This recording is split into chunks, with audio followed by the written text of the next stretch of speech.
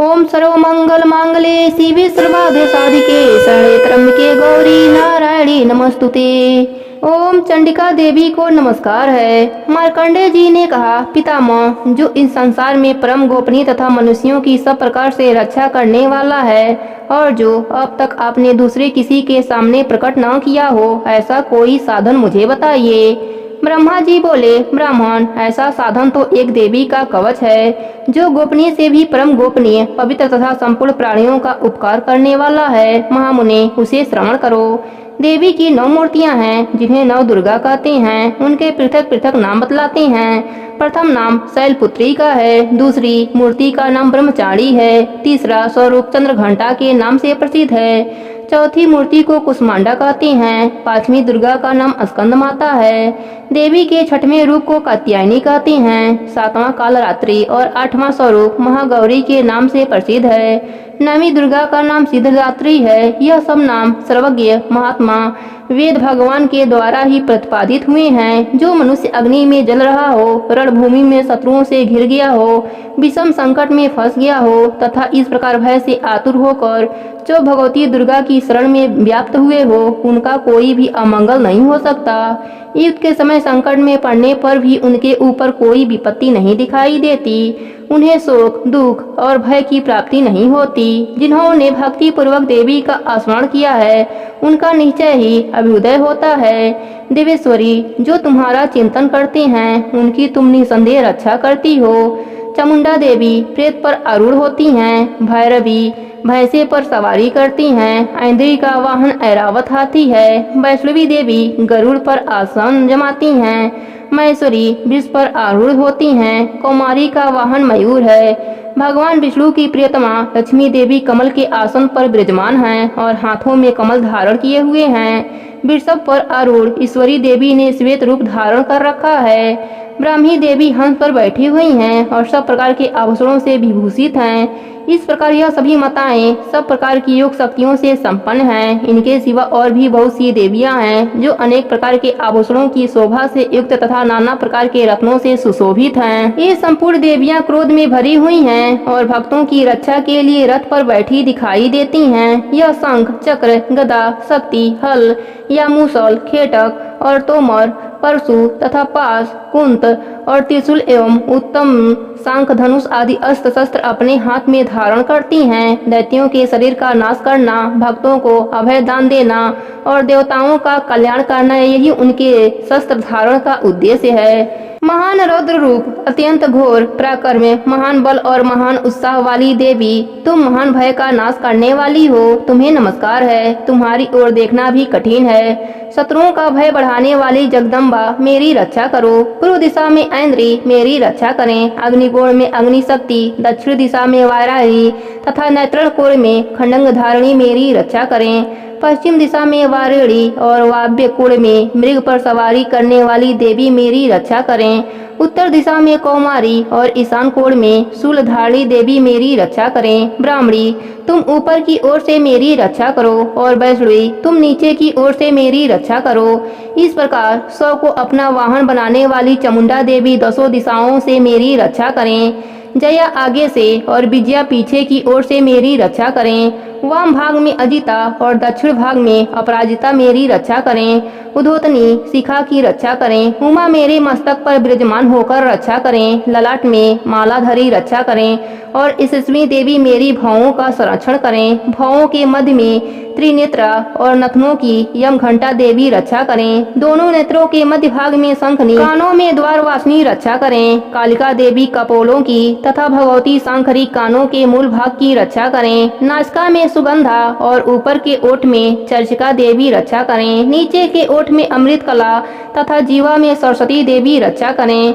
कौमारी दांतों की और चंडिका कंठ प्रदेश की रक्षा करें।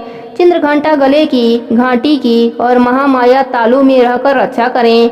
कामांची ढोढ़ी की और सर्वमंगला मेरी बाड़ी की रक्षा करें। भद्रकाली ग्रीवा में और धनुधरी मेरुदंड में रहकर रक्षा करें। कंठ के बाहरी भाग में नीलग्रीवा और कंठ की नील में नलकुबरी रक्षा करें। दोनों कंधों में खड़ंगनी और मेरी दोनों भुजाओं की वज्रधारणी रक्षा करें।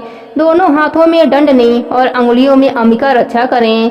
सुलेश्वरी नखों की रक्षा करें। कुलेश्वरी पेट में रहकर रक्षा करें। महादेवी दोनों स्तनों की और शोक विनाशिनी देवी मन की रक्षा करें। ललिता देवी हृदय में और शूलधारी उदर में रहकर रक्षा करें। नाभि में कामनी और गुर्दभाग की गुहेश्वरी रक्षा करें।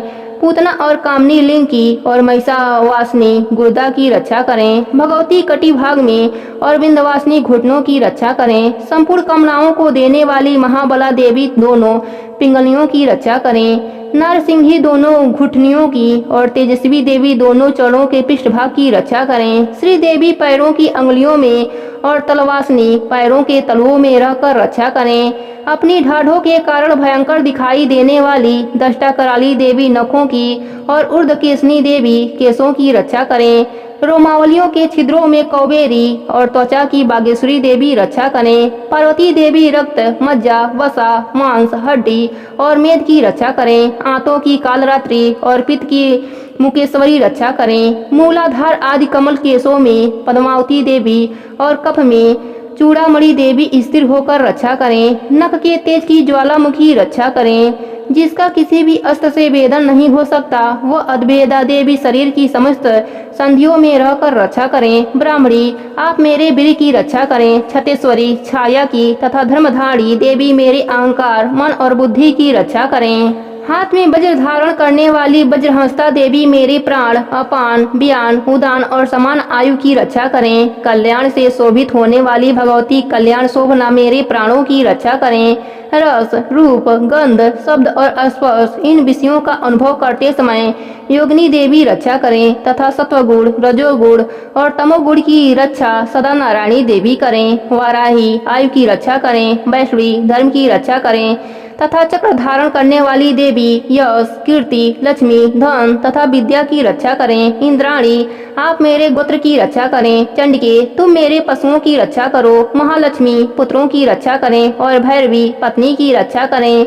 मेरे पद की सुप्ता तथा मार्ग की क्षेमकरी रक्षा करें। राजा के दरबार में महालक्ष्मी रक्षा करें तथा सब ओर व्याप्त रहने वाली विजया देवी संपूर्ण भयों से मेरी रक्षा करें। देवी जो स्थान कवच में नहीं कहा गया है अतएव रक्षा से रहित है, वह सब तुम्हारे द्वारा सुरक्षित हो, क्योंकि तुम विजय शालिनी और पाप नाशनी हो। यदि अपने शरीर का भला चाहे तो मनुष्य बिना कवच के कहीं एक पग भी न जाए।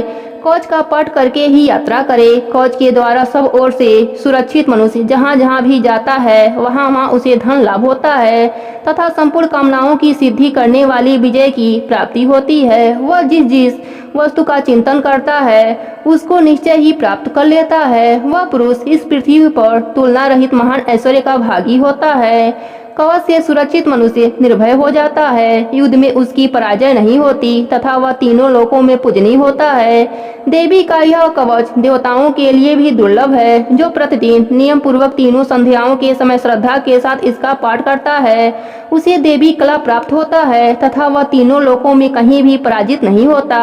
इतना ही नहीं, वह अपमृत्यु से रहित हो वर्षों तक जीवित रहता है। मकड़ी, चेचक और कोढ़ आदि उसकी संपूर्ण व्याधियां नष्ट हो जाती हैं। स्वासर, सांप और बिच्छू आदि के काटने से चढ़ा हुआ विष तथा अहिफेल और तेल से संयोग आदि से बनने वाला कृत्रिम विष, यह सभी प्रकार के विष दूर हो जाते हैं।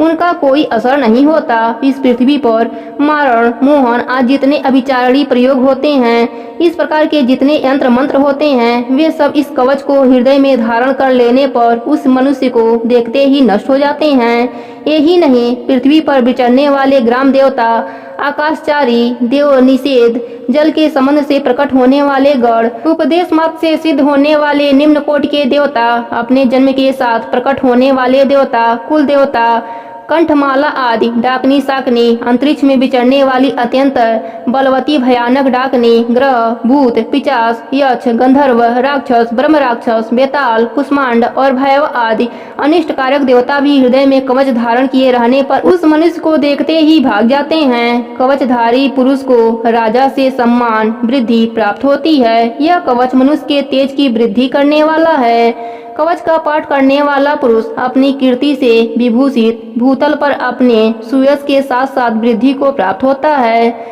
जो पहले कवच का पाठ करके उसके बाद सप्तशती चंडिका का पाठ करता है, उसकी जब तक वन पर्वत और काननों सहित यह पृथ्वी टिकी रहती है, तब तक यहाँ पुत्र पौत्र आदि संतान परंपरा बनी रहती है। फिर देह का अंत होने पर वह पुरुष भगवती महामाया के प्रसाद से उस नित्य परम पद को प्राप्त होता है, जो देवताओं के लिए भी दुर्लभ है। वह सुंदर दिव्य रूप धारण करता और कल्याणमय शिव के साथ आनंद का भागी होता है। प्रेम से बोलिए दुर्गा माता की जय हो। अब सुनते हैं अर्गला स्तोत्र। ओम चंडिका देवी को नमस्कार है। मार्कंडेय जी कहते हैं, जयंती, मंगला, काली, भद्रकाली, कपालिनी, दुर्गा, क्षमा, शिवा, धात्री, स्वाहा और स्वधा, इन नामों से प्रसिद्ध जगदम्बे तुम्हें मेरा नमस्कार हो। देवी चामुंडे तुम्हारी जय हो। संपूर्ण प्राणियों की पीड़ा हरने वाली देवी तुम्हारी जय हो।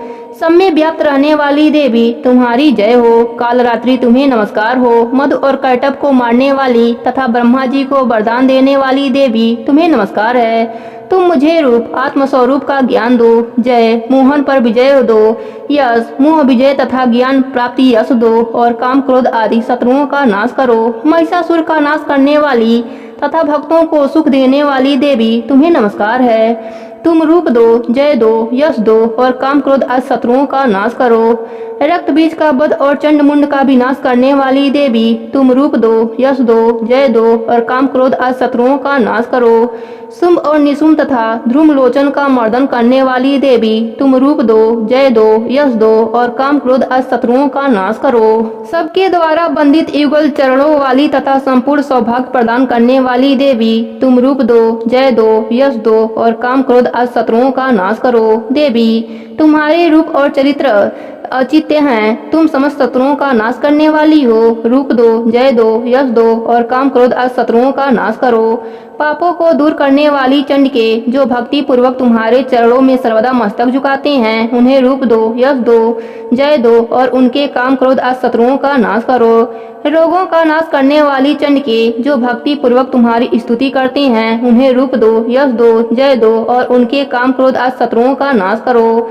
चंडिके इस संसार में जो भक्ति पूर्वक तुम्हारी पूजा करते हैं, उन्हें रूप दो, जय दो, यश दो और उनके काम क्रोध आदि शत्रुओं का नाश करो। मुझे सौभाग्य और आरोग्य दो, परम सुख दो। रूप दो, जय दो, यश दो और मेरे काम क्रोध आदि शत्रुओं का नाश करो। जो मुझसे द्वेष करते हो उनका नाश और मेरे बल की वृद्धि करो।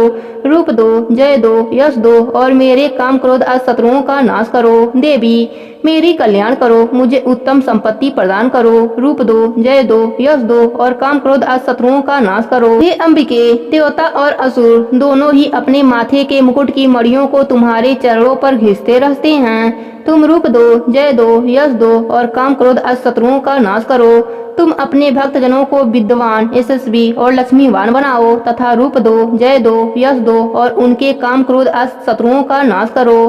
प्रचंड दैत्य के दर्पण का दलन करने वाली चंडिके मुझ शरणागत को रूप दो, जय दो, यश दो और मेरे काम क्रोध आदि शत्रुओं का नाश करो। चतुर्मुख ब्रह्मा जी के द्वारा प्रशंसित चार भुजाधारी परमेश्वरी तुम रूप दो, जय दो, यश दो और काम क्रोध आदि शत्रुओं का नाश करो।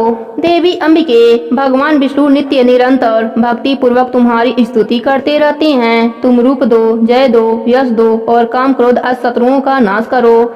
हिमालय कन्या पार्वती के पति महादेव जी के द्वारा प्रशंसित होने वाली परमेश्वरी तुम रूप दो, जय दो, यश दो और काम क्रोध आदि शत्रुओं का नाश करो।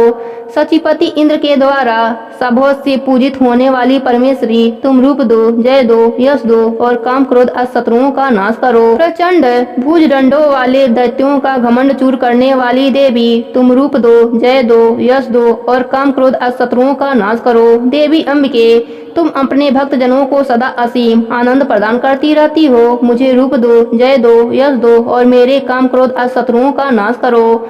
मन की इच्छा के अनुसार चलने वाली मनोहर पत्नी प्रदान करो, जो दुर्गम संसार सागर से तरने वाली है तथा उत्तम कुल में उत्पन्न हुई हो।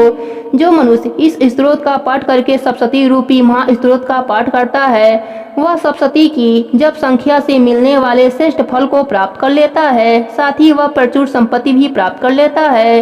प्रेम से बोली दुर्गा माता की जय हो। अब सुनते हैं कीलकम।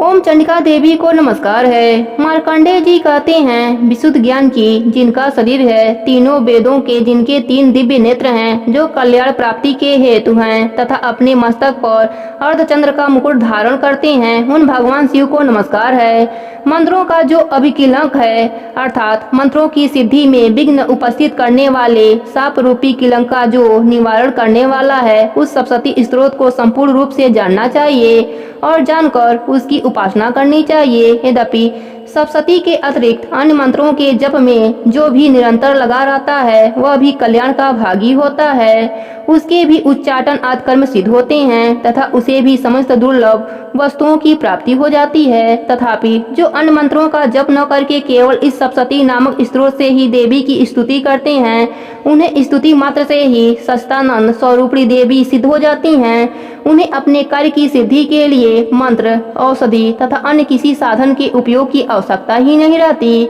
बिना जप के ही उनके उच्चाटन आदि समस्त अभिचारणी कर्म सिद्ध हो जाते हैं। इतना ही नहीं, उनकी संपूर्ण अभिष्ट वस्तुएं भी सिद्ध होती हैं। लोगों के मन में यह शंका है कि जब केवल सप्तशती की उपासना से अथवा सप्तशती को छोड़कर अन्य मंत्रों की उपासना से भी समान रूप से सब कार्य सिद्ध होते हैं, तब इसमें श्रेष्ठ कौन सा साधन है। लोगों की इस आशंका को सामने रखकर भगवान शंकर ने अपने पास आए हुए जिज्ञासुओं को समझाया कि यह सप्तशती नामक संपूर्ण स्त्रोत ही सर्वश्रेष्ठ एवं कल्याणमय है। तदंतर भगवती चंडिका के सप्तशती नामक स्त्रोत को महादेव जी ने गुप्त कर दिया।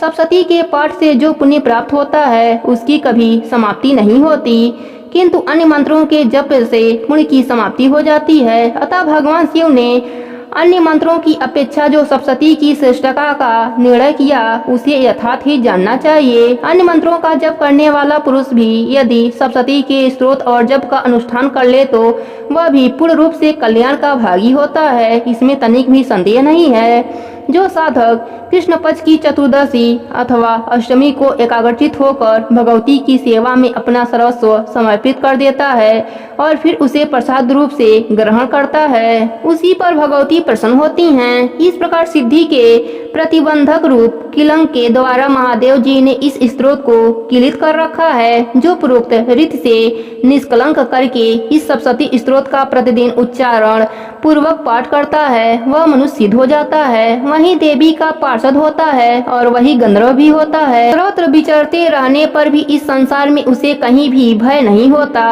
वह अपमृत्यु से बस में नहीं पड़ता तथा देह त्यागने के अंतर्गत मुझ को प्राप्त कर लेता है। अतः किलंक को जानकर उसका परिहास करके ही सप्तशती का पाठ आरंभ करे। जो ऐसा नहीं करता उसका नाश हो जाता है। इसलिए किलंक और निष्कलंक का ज्ञान प्राप्त करने पर ही यह स्त्रोत निर्दोष हो जाता है और विद्वान पुरुष इस निर्दोष स्त्रोत का पाठ आरंभ करते हैं। स्त्रियों में जो कुछ भी सौभाग्य आदि दृष्टि गोचर होता है, वह सब देवी के प्रसाद का ही फल है। अतः इस कल्याणमय स्त्रोत का सदा जप करना चाहिए। इस स्त्रोत का मंद स्वर से पाठ करने पर संकल्प फल की प्राप्ति होती है और उच्च स्वर से पाठ करने पर पूर्ण फल की सिद्धि होती है। अतः उच्च स्वर से ही इसका पाठ आरंभ करना चाहिए। जिनके प्रसाद से ऐश्वर्य, सौभाग्य, आरोग्य, संपत्ति, शत्रु का नाश तथा परम मोक्ष की भी सिद्धि होती है, उन कल्याणमयी जगदम्बा की स्तुति मनुष्य क्यों नहीं करते। प्रेम से बोले दुर्गा माता की जय हो।